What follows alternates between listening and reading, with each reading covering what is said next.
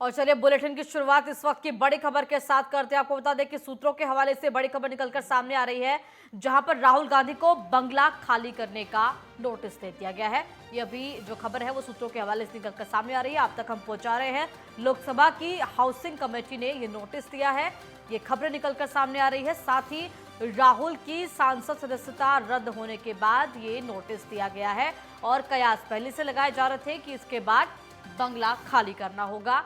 अब खबरें जो निकलकर सामने आ रही है सूत्रों के हवाले से वो हम आप तक पहुंचा रहे हैं कि फिलहाल राहुल गांधी को नोटिस थमाया गया है बंगला खाली करने को लेकर।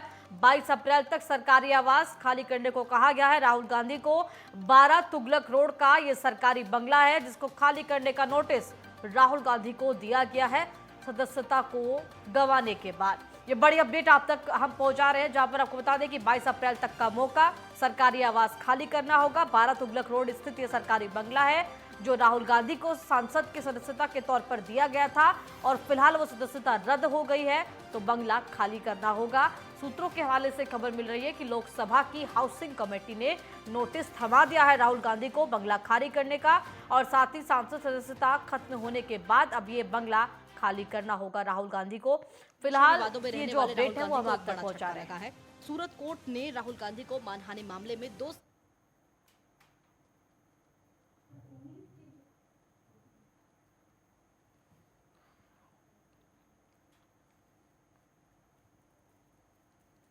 तो बड़ी अपडेट हम आप तक लगातार पहुंचा रहे हैं जो इस वक्त की निकलकर सामने आ रही है। आपको बता दें कि अब राहुल गांधी को अपना सरकारी आवास खाली करना होगा। कयास पहले से लगाए जा रहे थे कि सांसद की सदस्यता रद्द होने के बाद क्या क्या चीजें हैं जो इसके बाद राहुल गांधी को गंवानी पड़ेगी।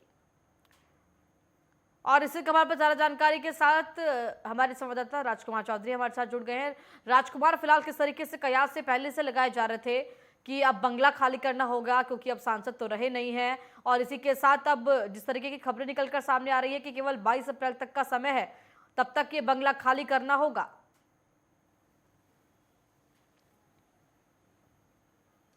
बिल्कुल विशाखा, स्वाभाविक तौर पर क्योंकि राहुल गांधी के लिए एक बहुत नेगेटिव खबर हम इसको स्वाभाविक तौर पर कहेंगे। जिस तरीके से गुजरात की एक अदालत ने उन्हें 2 साल की सजा मुकर्रर की, उसके बाद उनकी सदस्यता समाप्त हो गई और अब एक नया जो डेवलपमेंट है वो ये है कि 12 तुगलक रोड, जिस तरीके से आपने बताया कि एक देश की सबसे बड़ी जो पंचायत है उस पंचायत में कोई भी जब सदस्य बनता है तो टाइप 1, टाइप 2, टाइप 3 और टाइप 4 जो है वो बंगले मिलते हैं। ये जो 12 तुगलक रोड है ये टाइप 4 का बंगला मुकर्रर किया गया था जिसमें राहुल गांधी का आवास था, जो सरकारी आवास था।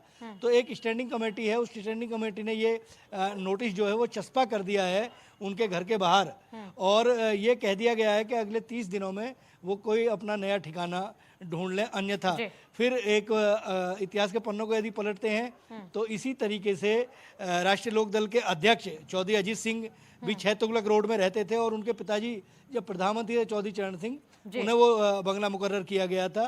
तो इसी तरीके से 30 दिन का समय उन्हें दिया गया था, लेकिन उन्होंने समय पर जब नहीं किया खाली बंगला तो उसकी बिजली और पानी काट दिए गए थे। अब 30 दिन में यह देखना दिलचस्प होगा कि राहुल गांधी इस बंगले को खाली करते हैं या फिर वो स्टे के लिए आगे की कार्रवाई करते हैं। और बीजेपी देखिए लगातार कटाक्ष कर रही है। केंद्रीय मंत्री अनुराग ठाकुर ये कहते हुए नजर आ रहे हैं कि आप दुर्भाग्यवश कह रहे थे तो कहीं ना कहीं हमने या कानून ने, कोर्ट ने उस दुर्भाग्य को भी दूर कर दिया है। आप ये कह रहे थे कि मेरे पास रहने के लिए घर नहीं है, अब वो दुर्भाग्य भी दूर हो गया है। हर एक चीज पर भारतीय जनता पार्टी की तरफ से कटाक्ष यहाँ पर किया जा रहा है राहुल गांधी को लेकर।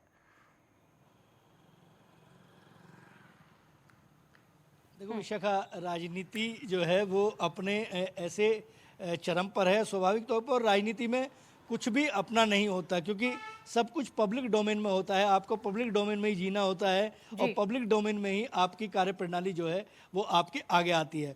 जिस तरीके से आपने एक सवाल उठाया, ये बहुत महत्वपूर्ण सवाल है क्योंकि जिस समय प्रेस कॉन्फ्रेंस कर रहे थे राहुल गांधी और उन्होंने दुर्भाग्य की बात कही कि मैं दुर्भाग्य से सांसद हूँ, तो उनके बगल में बैठे हुए जयराम नरेश जो मंत्री रहे हैं और उनके मीडिया के बिल्कुल एक तरह से मीडिया के प्रमुख हैं, तो उन्होंने स्पष्ट तौर पे कहा था कि ये आपने एक नकारात्मक बात कही है, ये आपको शायद नहीं कहनी चाहिए थी। क्योंकि जब एक धरातल पे चीज़ें होती हैं और आप देश की सबसे बड़ी पंचायत के सदस्य होते हैं, आपको हर बात को एक पटल पर कहने की आज़ादी होती है। और आप एक संसद के सदस्य हैं, तो संसद के सदस्य जब आप होते हैं तो आपको वही प्रोटोकॉल सब जगह मिलता है। अगर आप विदेश में जाते हैं और एक मेंबर ऑफ पार्लियामेंट के तौर पर अगर विदेश में जाएंगे तो स्वाभाविक तौर पर आपको हिंदुस्तान के जो सांसदों को प्रोटोकॉल मिलना चाहिए वो प्रोटोकॉल मिलेगा। लेकिन अगर एक सांसद के तौर पर जब नहीं जाएंगे आप, तो वो जो बयान था वो बयान स्वाभाविक तौर पर कहीं ना कहीं एक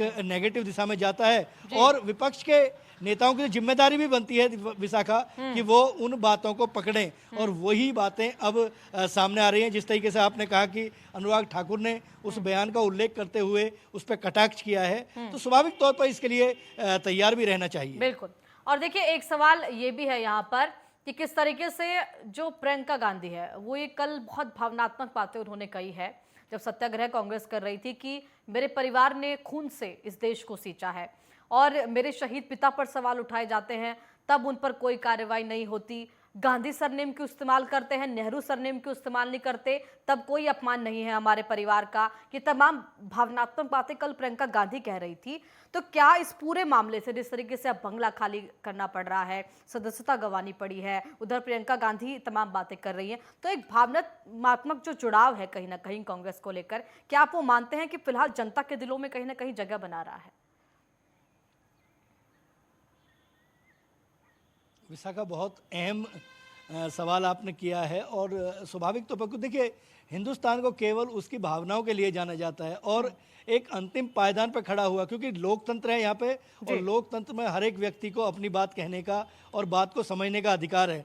2024 के लोकसभा के चुनाव आएंगे और स्वाभाविक तौर पर जो राजनीति के जानकार हैं वो भी इस बात को मान रहे हैं कि अब एक इमोशनल गेम जरूर खेला जाएगा। और जिस तरीके से राहुल गांधी के ऊपर जो कार्रवाई हुई है, उस कार्रवाई के बाद प्रियंका गांधी ने जिस तरीके से मोर्चा संभाला है और उसने जिन बातों को कहा है, बिल्कुल स्वाभाविक तौर पर है कि भाई इंदिरा गांधी को, इसमें कोई दो राय नहीं है कि इंदिरा गांधी की हत्या हुई और वो देश की प्रधानमंत्री रहते हुए उनकी हत्या हुई। देश की राजनीति में आगे आए, अगर देश को कंप्यूटर देने की बात करें तो राजीव गांधी ने बड़े काम किए, और देश आज जिस मुकाम पर पहुंचा है तो उसमें तमाम प्रधानमंत्रियों के बहुत बड़े योगदान है। और इसमें भी कोई दो राय नहीं है कि बम से उड़ा दिया गया, जिस तरीके से हत्या की गई राजीव गांधी की, तो स्वाभाविक तौर पर अपनी बात को वो मंच पे कह रही हैं। और जिस तरीके से राहुल गांधी के खिलाफ जो कार्रवाई हुई है उसको इमोशनल टच देना एक पॉलिटिकल आदमी का जो दायित्व बनता है। और ये रास्ते जो है कहीं ना कहीं खुले रहेंगे। जिस तरीके से उन्होंने कहा कि एक आम आदमी के लिए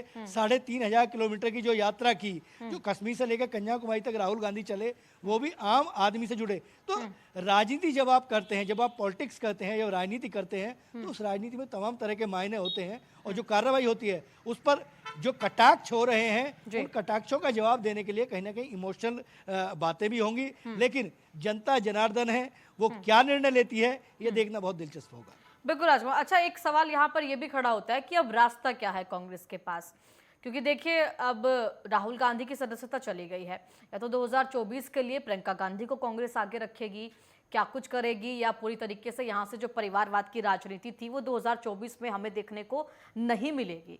क्या रास्ता फिलहाल कांग्रेस के पास बचा है?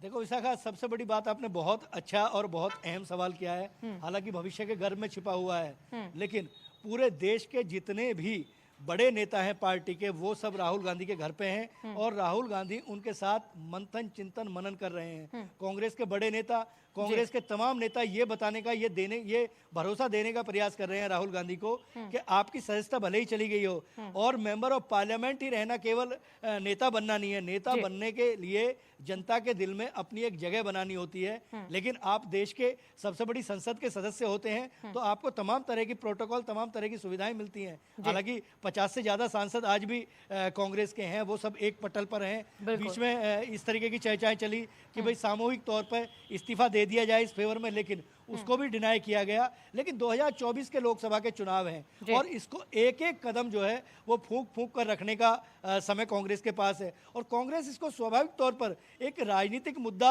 बनाने की तरफ अग्रसर है। नेताओं की मीटिंग्स चल रही हैं, क्या परिणाम निकलते हैं, क्या आधिकारिक घोषणाएं होती हैं, यह देखना दिलचस्प होगा। लेकिन राहुल गांधी इस समय ना किसी के संगठन के किसी पद पे हैं और ना संसद का जो उनका जो पद था वो भी अब इस समय उनके पास नहीं है। तो निवर्तमान है, उनके पास केवल कोर्ट में जाकर अपनी बात को कहने का, अपनी बात को, क्योंकि देश है, इतना बड़ा देश है, कानूनी प्रक्रिया चल रही है, कानूनी प्रक्रिया के तहत क्या निर्णय निकल के आते हैं देखना चाहिए। लेकिन एक बात जरूर तय है कि जिस तरीके से रुक रुक कर कांग्रेस की तरफ से जो बयानबाजी हो रही है वो अडानी को मुद्दा बनाएंगे और पूरे देश में 2024 के चुनाव की तैयारियों में कहीं ना कहीं कांग्रेस भी जुट गई है। लेकिन अब किस तरीके के निर्णय आगे लिए जाते हैं, पूरे देश में उन्होंने प्रदर्शन करके जनता को अपने आप से जोड़ने का प्रयास किया है और ये बताने का प्रयास किया है कि राहुल गांधी के साथ स्वाभाविक तौर पर इसलिए जाती हुई है कि उन्होंने अडानी के मसले को उठाया था, सवाल पूछे थे। चलिए देखना होगा कांग्रेस किस तरीके से इस पूरे मुद्दे को लेकर अपनी सियासी जमीन जो है